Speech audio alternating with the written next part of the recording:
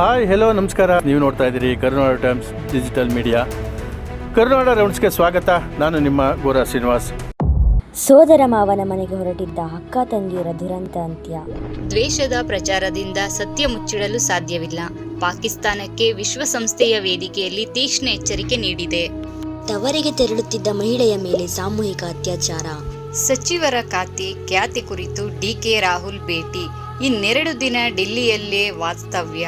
Dollar ಎದುರು ರೂಪಾಯಿ ಮಕಾಡೆ. ನಮ್ಮ ಮೆಟ್ರೋಗೆ ಸಾವಿರಾರು ಕೋಟಿ ಸಾಲದ ಹೊರೆ. ಮಹಾಭಾರತದ ಕುತಂತ್ರಿ ಶಕುನಿಯೇ ಇಲ್ಲಿ ದೇವರು. ನಮ್ಮ ದಕ್ಷಿಣ ಭಾರತದಲ್ಲೇ ಶಕುನಿಯ ದೇವಾಲಯ.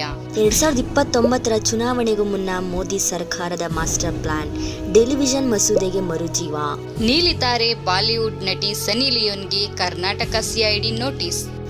ರಾಜ್ಯವನ್ನೇ ಬೆಚ್ಚಿ ಬೀಳಿಸಿದ 4,500 ಕೋಟಿ ವಂಚನೆಯ ಶಿವಂ ಶಿವಾನಂದ ಆಸ್ತಿ ಜಪ್ತಿ ಶುರು. ವಿಜಯ್ ಸೇತುಪತಿ ಎದುರು ದುನಿಯಾ ವಿಜಯ್ ಅಬ್ಬರ.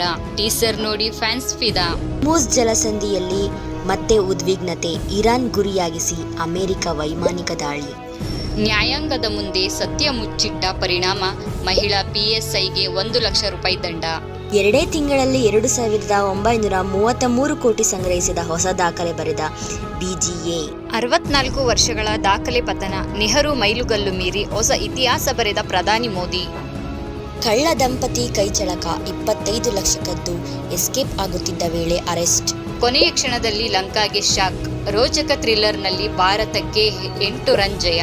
ಬೀದರ್ನಲ್ಲಿ ಬೆಳಗ್ಗೆ ಶಾಲೆಗೆ ಹೋದ ವಿದ್ಯಾರ್ಥಿ ಕೆಲವೇ ಗಂಟೆಗಳಲ್ಲಿ ಶವವಾಗಿ ಪತ್ತೆ.